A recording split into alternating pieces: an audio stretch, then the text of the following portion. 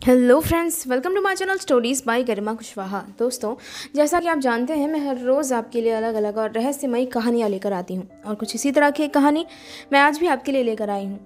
तो चलिए शुरू करते हैं हमारी आज की वीडियो। जब मैंने उसकी आंखों की तरफ देखा, मैं बिल्कुल भौंचक्का रह गया। उसकी आंखें बिल्कुल सफ़ेद थी, इतना सफ़ेद जिसकी कल्पना नहीं की जा सकती। उसकी आंखों में पुतलियों का कोई नामो निशान नहीं था।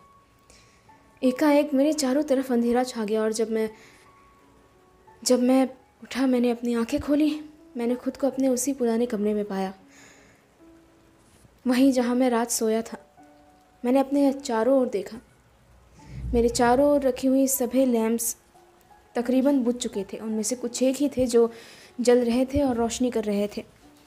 बाहर बादल छाए हुए थे और धुंध हमेशा की तरह गहरी थी।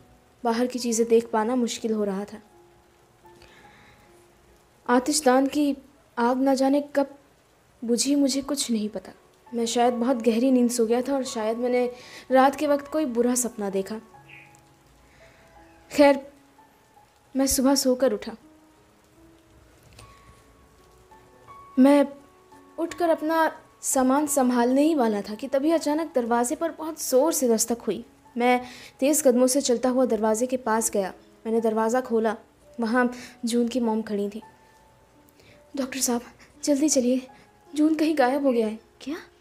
हाँ, जून कहीं नहीं मिल रहा है। वो उसके कमरे में नहीं है। मैंने पूरा घर ढूंढ लिया पर मुझे कहीं नहीं दिख रहा।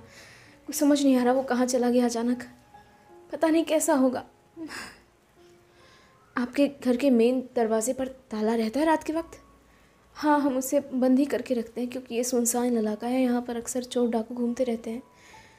तो उम्मीद है कि वो घर से बाहर तो नहीं गया होगा। घर के अंदर ही ठीक से ढूंढने की कोशिश कीजिए। हमें वो कहीं नहीं मिल रहा। प्लीज़ आप हमारी मदद कीजिए। ठीक है, मैं आता हूँ। इतना कहकर मैंने अपने कपड़े बदले और मैं फ़ौरन उनके साथ घर के दूसरे हिस्सों में दूसरे लोगों की तरह उसे ढूंढने में लग गया, पर वो मुझे कहीं नज़र नहीं आया। फिर घर के एक हिस्से से गुजरते हुए अचानक मुझे एक गलियारा दिखा। ये गलियारा मुझे बहुत जाना पहचाना सा लगा और इसे देखकर अचानक ही मुझे याद आया कि रात के वक्त मैंने कुछ ऐसा ही मेरे सपने में देखा था। अजीब बात है, मैं इस घर को अभी तक पूरी तरह देख नहीं पाया हूँ। इसके कुछ हिस्से अभी भी मुझसे अछूते हैं, फिर भी मैंने इसे सपने में कैसे देख लिया, ये बात मेरी समझ से परे थी। मैं वहीं रुक गया और मैंने जून की मॉम को बुलाया। मिस, क्या क्या मैं उस तरफ जा सकता हूँ? हाँ, क्यों नहीं। हो सकता है जून वहाँ पर हो सकता है, पर इसकी उम्मीद बहुत कम है। वहाँ के अधिकतर कमरे बंद हैं, उन सब में ताला है और कुछ की तो चाबियाँ तक नहीं हैं। फिर भी एक बार देख लेते हैं, शायद हो सकता है वो यहाँ हो। ठीक है, आप ठीक कहते हैं, पर यहाँ बहुत अंधेरा है। मुझे कुछ चाहिए रोशनी के लिए। हाँ बिल्कुल, मैं अभी एक लैंप का इंतज़ाम कर देती हूँ। जिसके बाद वो लैंप लेकर आई और हम चलते हुए उस गलियारे तक पहुँचे। आगे बढ़ने पर हर एक दृश्य मेरे सामने साफ होता जा रहा था। हर एक दीवारों पर लगी हुई पेंटिंग्स धीरे धीरे जैसे ही मेरी नज़र उन पर जाती थी, मुझे वो बिल्कुल याद हो आती थी। मुझे बड़ा आश्चर्य हो रहा था। हर एक बात मेरे दिमाग में यूं छुपी हुई थी मानो मैं यहाँ सालों से रह रहा हूँ। मैं आगे बढ़ता गया और आगे बढ़ने के बाद आखिरकार मुझे वो दरवाज़ा नज़र आया जिसके बाहर एक पुरानी मेज़ पर एक फ़िश बॉल रखा था। उस फ़िश बॉल के अंदर केवल एक ही मछली थी। उसके बगल ही उनकी वो बिल्ली बैठी हुई थी, वो सायामीज़ नस्ल की बिल्ली। मुझे बिल्कुल पसंद नहीं है बिल्लियाँ। मैंने उसकी तरफ देखा, वो मुझे घूर रही थी बहुत ही अजीब नज़रों से। फिर मैंने मेरे सामने के कमरे की तरफ देखा जहाँ हल्की रोशनी थी। वहाँ सामने की तरफ शायद एक खिड़की थी। मैंने दरवाजे से अंदर झांकने की कोशिश की क्योंकि दरवाज़ा आधा कांच का बना था और आधा लकड़ी से बना हुआ। उसके कांच के हिस्से से मैं अंदर देख पा रहा था। हालांकि कांच बहुत गंदा हो चुका था, पर फिर भी मैं उससे अंदर की तरफ कुछ ना कुछ देख ज़रूर पा रहा था। मैंने जब गौर से देखने की कोशिश की तब मुझे महसूस हुआ कि कमरे के अंदर एक बिस्तर है जिस पर कोई बैठा हुआ है। शायद ये जून ही था। मैंने उसकी मॉम को बुलाया। मिस देखिए, शायद मुझे जून मिल गया। उसे देखिए, जून इस कमरे में। मुझे ऐसा लग रहा है जैसे उस कमरे के बिस्तर पर कोई बैठा है। आप भी देखिए, शायद आपको कुछ पता चले। हाँ ज़रूर। उन्होंने दरवाजे से अंदर झांक कर देखा और उस समय लगभग अचंभे से चिल्ला ही पड़ी, हाँ ये जून है, मेरा बेटा जून ही है। ये इस कमरे के अंदर कैसे पहुंचा? ये कमरा तो कब से बंद पड़ा है। पता नहीं इसकी चाबियां कहाँ होंगी। यहाँ के अधिकतर कमरे यूं ही बंद पड़े हैं, यहाँ कोई रहता नहीं है। आपके पास इस कमरे की चाबियां हैं? हाँ शायद हूँ। तो आप चाबियां लेकर आइए। हाँ मैं अभी लेकर आती हूँ। वो चाबियां लेने चली गई और उतनी देर मैं जून को देखता रहा। वो कमरे में बैठा हुआ एक टक न जाने किस चीज़ को देखे जा रहा था, दूसरी दीवार की तरफ जहाँ तक रोशनी नहीं पहुँच रही थी, और न ही मैं दरवाजे से वहाँ पर देख पा रहा था। ये कमरा काफ़ी बड़ा मालूम हो रहा था।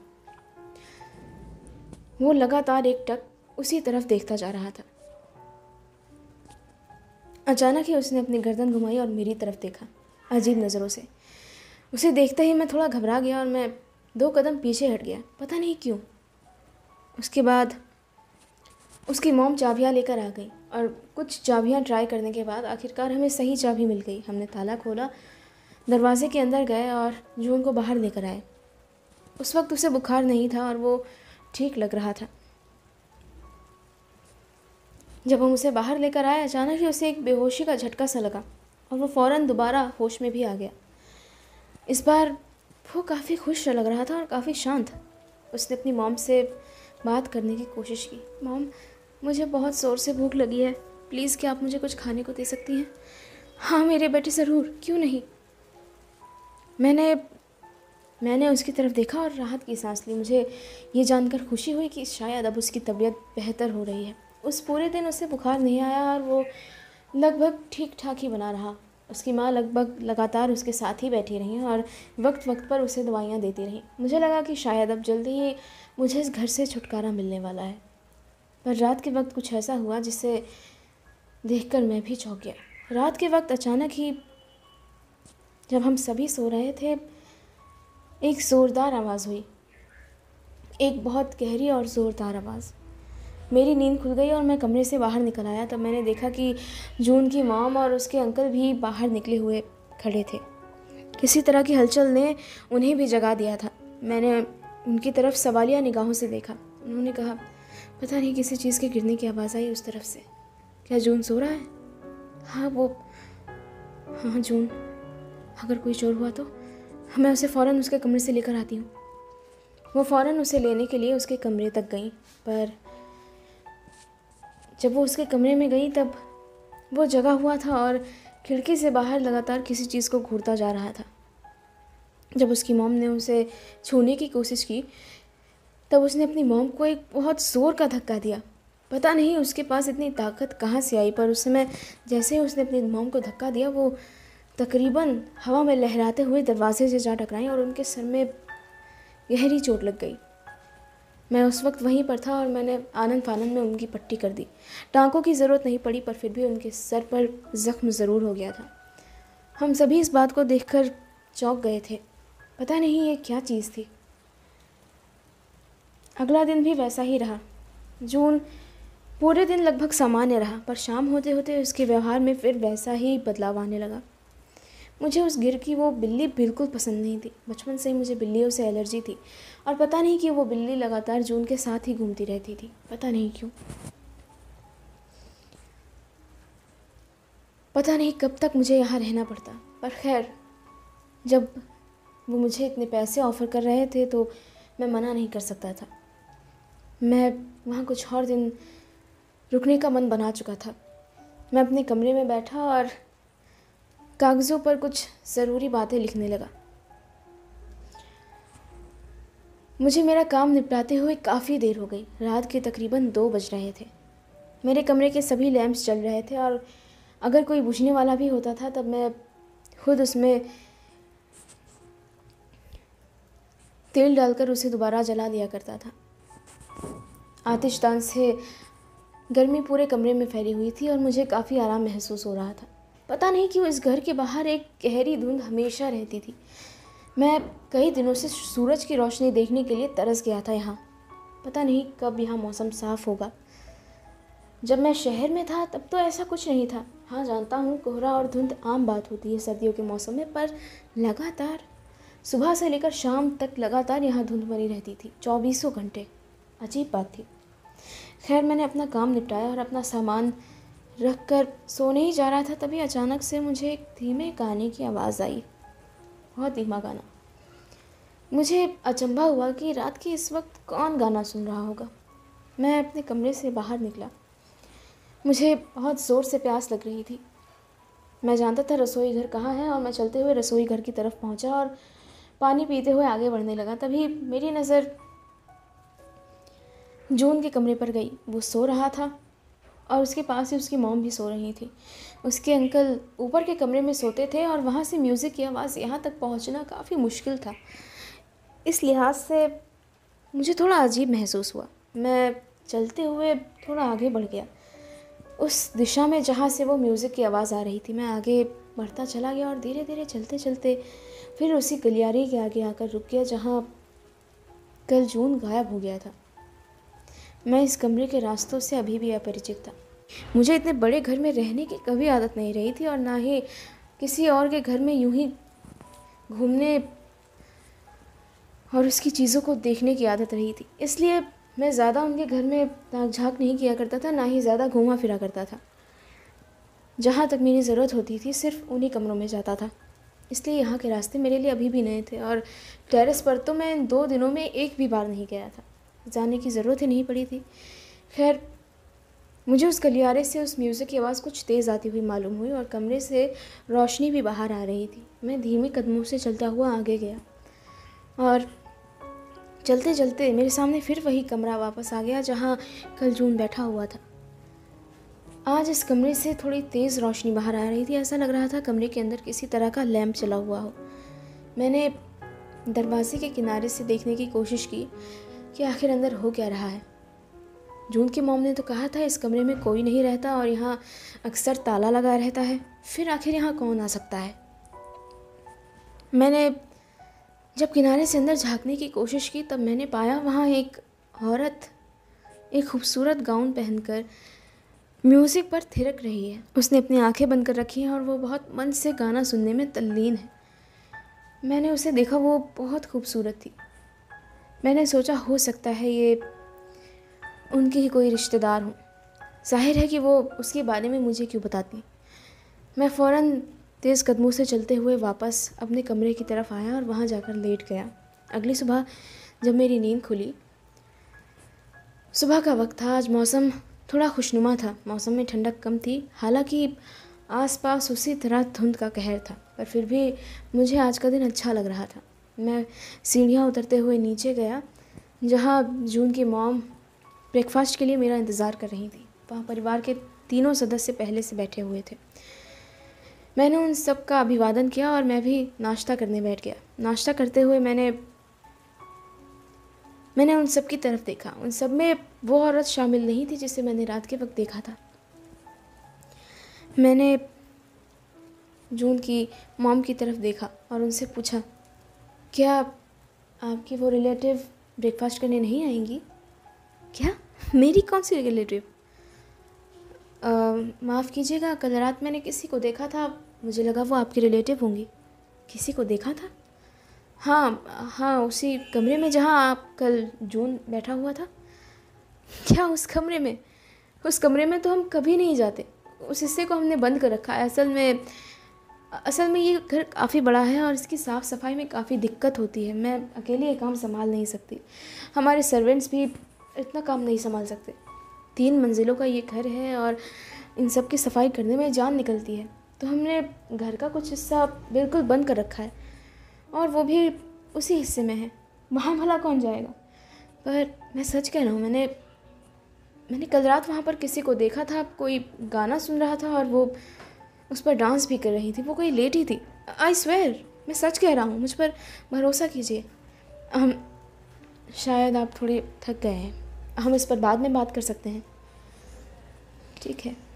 नाश्ता हो जाने के बाद जून की मॉम ने मुझे धीरे से बुलाया और उन्होंने कहा, आपने सुबह किसी लेडी की बात की थी? हाँ, जाने दीजिए, हो सकता है मुझे भ्रम हुआ हो। नहीं, भ्रम नहीं हुआ है आपको।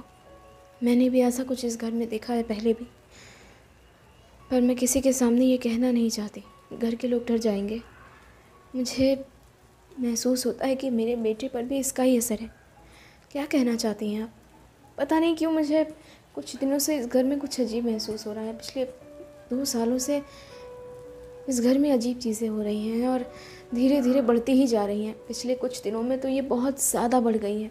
उस दिन जून ने जिस तरह मुझे धक्का दिया, मेरा बेटा जून नहीं हो सकता था। वो कभी ऐसा नहीं कर सकता, और अगर उसने ऐसा किया भी होता तो उसके हाथों में इतनी ताकत नहीं हो सकती थी कि वो मुझे हवा में उड़ा दे।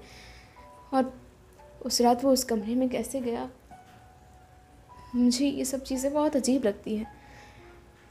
पर अगर मैं यहाँ किसी से ये बात कहूँगी तो सब मेरा मजाक उड़ाएंगे और मुझे पुराने ख्यालों का समझेंगे। समझ नहीं आता किससे मदद मांगूं। हो सकता है कि आपकी बातें सही हों, मैं आपकी मदद करने की कोशिश करूँगा। अगर आपका बेटा अब ठीक है तो क्या मैं यहाँ से जा सकता हूँ? डॉक्टर प्लीज़, अगर आप चाहते हैं तो हम आपकी फ़ीस बढ़ा देंगे, पर मैं नहीं चाहती मेरे बेटे को इन सब में कुछ भी हो। अचानक ही उसकी तबीयत बिगड़ जाती है और उस वक्त उसे संभालना बहुत मुश्किल हो जाता है। मैं चाहती हूँ कोई डॉक्टर यहाँ हमारे साथ रहे, पर यहाँ के लोकल डॉक्टर्स वो यहाँ रहना नहीं चाहते, किसी भी कीमत पर नहीं। पता नहीं क्यों। वो कहते हैं कि उनके लिए उनका काम ज़्यादा ज़रूरी है, उनका परिवार ज़्यादा ज़रूरी है। आप यहाँ अकेले रहते हैं और इस लिहाज से आप हमारे यहाँ रह सकते हैं। आप पर किसी की जिम्मेदारी नहीं है और हम आपको आपकी मन मांगी फ़ीस देंगे। बस आप हमारे बच्चे की देखभाल कीजिए प्लीज़ डॉक्टर, कुछ ही दिनों की बात है। अब ठीक है, मैं कोशिश करूँगा। मैंने उनसे हाँ कह दिया और उनके बच्चे की देखभाल की जिम्मेदारी भी मेरे सर पर ले ली। हालांकि जून दिन के अधिकतर वक्त ठीक रहता था, पर रात होते होते उसकी तबीयत बिगड़ने लगती थी। वो अजीब हरकतें करने लगता था, खाना पीना छोड़ देता था और अजीब सी हरकतें करने लगता था। किसी से बात ना करना, बिल्कुल खामोश हो जाता था, अपने कमरे में चुपचाप जाकर बैठ जाता था और दीवार की तरफ एक टक घूरता रहता था, ना जाने किस चीज़ को। मैं समझ नहीं पा रहा था कि आखिर उसका इलाज किस तरह करूं। हालात बिगड़ते ही जा रहे थे और उस रात अचानक ही हालात और ख़राब हो गए जब रात के वक्त मैंने वो अजीब चीज़ देखी। तो दोस्तों, इसी के साथ ख़त्म होती है मेरी आज की कहानी। मुझे उम्मीद है कि अब तक की मेरी कहानी आपको पसंद आ रही होगी। अगर आपके कोई सजेशंस हैं तो प्लीज़ मुझे कमेंट बॉक्स में लिखकर ज़रूर बताइएगा। साथ ही साथ मेरे वीडियो को लाइक और शेयर करना बिल्कुल मत भूलिएगा। अगर आप चैनल पर नए हैं तो प्लीज़ चैनल को सब्सक्राइब कर दीजिएगा और अपने दोस्तों के साथ मेरे चैनल को साझा ज़रूर कीजिएगा। Thank you.